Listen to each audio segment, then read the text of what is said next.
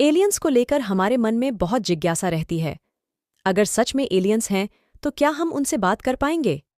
NASA के psyche spacecraft ने इसका तोड़ निकाल लिया है। नासा को स्पेस में 22.5 किलोमीटर दूर से मैसेज रिसीव करने में सफलता मिली है।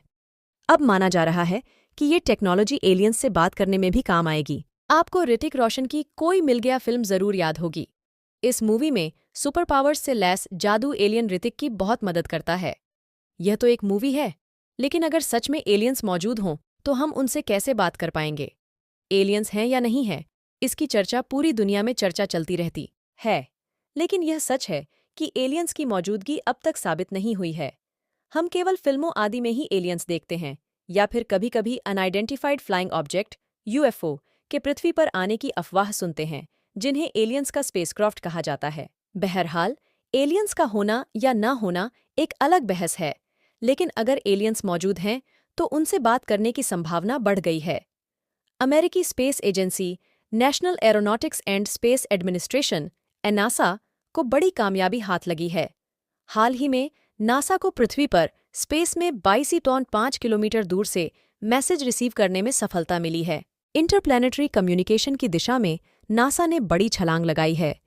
इसके साइकी नामक स्पेसक्राफ्ट ने 22.5 करोड़ किलोमीटर दूर स्पेस से एक लेज़र मैसेज को सफलतापूर्वक पृथ्वी पर वापस भेजा है। यह सफलता न केवल फास्ट स्पेस कम्युनिकेशन की क्षमता को दिखाती है, बल्कि इतने बड़े स्पेस में डेटा सेंड करने और रिसीव करने के तरीके के लिए नया दरवाज़ा भी खोलती है।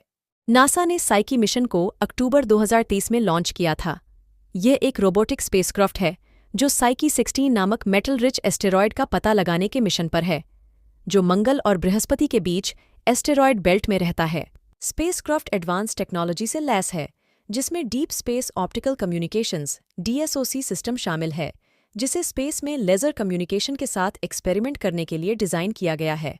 दक्षिणी कैलिफोर्निया में नासा की जेट प्रोपल्शन लैबोरेटरी में प्रोजेक्ट की ऑपरेशन प्रमुख मीरा श्रीनिवासन ने कहा कि हमने 8 अप्रैल को एक पास के दौरान लगभग 10 मिनट के डुप्लीकेट स्पेसक्राफ्ट डेटा को डाउनलिंक किया। तब तक हम साइकी से अपने डाउनलिंक में टेस्ट और डायग्नोस्टिक डेटा भेज रहे थे। यह प्रोजेक्ट के लिए एक महत्वपूर्ण मील का पत्थर साबित हुआ कि कैसे ऑप्टिकल टेक्नोलॉजी स्पेसक्राफ्ट के रेडियो फ्रीक्वेंसी कम्युनिकेशन सिस्टम के साथ इंटरफेस कर सकती है। इस डेमो में लेज़र कम्युनिकेशन टेक्नोलॉजी को आज गहरे स्पेस मिशन से इस्तेमाल की जाने वाली मॉडर्न रेडियो फ्रीक्वेंसी सिस्टम की तुलना में 10 से 100 गुना तेज स्पीड से स्पेस से डेटा ट्रांसमिट करने के लिए डिज़ाइन किया गया है। 13 अक्टूबर 2023 को लॉन्च होने के बाद से स्पेसक्राफ्ट स्वस्थ और स्थिर बना हुआ है। यह अभी भी अच्छी तरह से काम कर रहा है। इसकी मंजिल साइकी एस्टेरॉयड है। अब चूंकि स्पेसक्राफ्ट 7 गुना से भी ज्यादा दूर है, तो जैसे कि उम्मीद थी जिस रेट पर यह डेटा सेंड और रिसीव कर सकता है, वह कम हो गया है।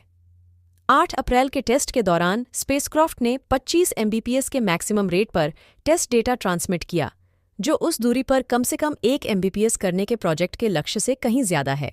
प्रोजेक्ट टीम ने ट्रांसीवर को साइकी जनरेटेड डेटा को ऑप्टिकली ट्रांसमिट करने का भी आदेश दिया। जब साइकी अपने रेडियो फ्रीक्वेंसी चैनल पर नासा के डीप स्पेस नेटवर्क (डीएसएन) को डेटा ट्रांसमिट कर रहा था, तो ऑप्टिकल टेक्नोलॉजी सिस्टम ने उसी डेटा के एक हिस्से को सैन डिएगो काउंटी, कैलिफोर्निया में कैलटेक के पालोमर ऑब्जर्वेटरी में हेल टेलीस्कोप को ट्रांसमिट किया। यह टेक्नोलॉजी डेमो का प्राइमरी डाउनलिंक ग्राउंड स्टेशन है। पुराने तरीके की बात करें तो स्पेस कम्युनिकेशन रेडियो फ्रीक्वेंसी पर निर्भर करता है, जो भरोसेमंद होते हुए भी स्पीड और बैंडविड्थ के दायरे में रहता है। दूसरी तरफ डीएसओसी सिस्टम डेटा ट्रांसमिट करने के लिए लेज़र बीम का इस्तेमाल करता है। यह तरीका स्पेस में डेटा ट्रांसमिशन की स्पीड और क्वालिटी को बढ़ाने और बेहतर करने में मदद करता है। नासा को सिग्नल लगभग 22.5 करोड़ किलोमीटर की दूरी से भेजा गया था, जो पृथ्वी से सूरज की दूरी का लगभग 1.5 गुना है। यह सिग्नल पृथ्वी पर ब्रॉडबैंड इंटरनेट स्पीड की तुलना में 267 एमबीपीएस मेगाबिट प्रति सेकंड तक की गति से ट्रांसमिट किया गया था। साइकी मुख्य तौर पर कम्युनिकेशन के लिए रेडियो फ्रीक्वेंसी का इस्तेमाल करता है, लेकिन यह टेस्ट ऑप्टिकल लेजर कम्युनिकेशन की क्षमताओं को दिखाने के लिए था। टेस्ट ने लेज़र के जरिए स्पेसक्राफ्ट डेटा को सफलतापूर्वक दोहराया और ट्रांसमिट किया, जिसकी तुलना पारंपरिक रेडियो फ्रीक्वेंसी चैनलों का इस्तेमाल करके सेंड किए डेटा से की गई। लेजर कम्युनिकेशन उस स्पीड को काफ़ी बढ़ा सकता है जिस पर डेटा स्पेस में ट्रांसमिट होता है, जिससे यह पृथ्वी पर एक्सपीरियंस की जाने वाली ब्रॉडबैंड स्पीड के समान हो जाता है। हाई बैंडविड्थ के साथ लेजर कम्युनिकेशन हाई क्वालिटी वाली इमेज और वीडियो साथ ही ज़्यादा कॉम्प्लेक्स साइंटिफिक डेटा भेज सकता है। फास्ट कम्युनिकेशन से मिशन ज़्यादा बेहतर तरीके से कंट्रोल हो सकता है। इसके अलावा स्पेसक्राफ्ट पर होने वाले किसी भी एडजस्टमेंट या खामी पर तुरंत एक्शन लिया जा सकता है। इन कामयाबियों के बावजूद स्पेस में लेजर कम्युनिकेशन का काम करना चुनौतियों से जुदा नहीं है। कम्युनिकेशन सिस्टम का अलाइनमेंट, ब्रह्मांड की धूल का दखल और सटीक टारगेट की ज़रूरत जैसी चीज़ों का मतलब है कि आगे रिसर्च और डेवलपमेंट बहुत ज़रूरी है।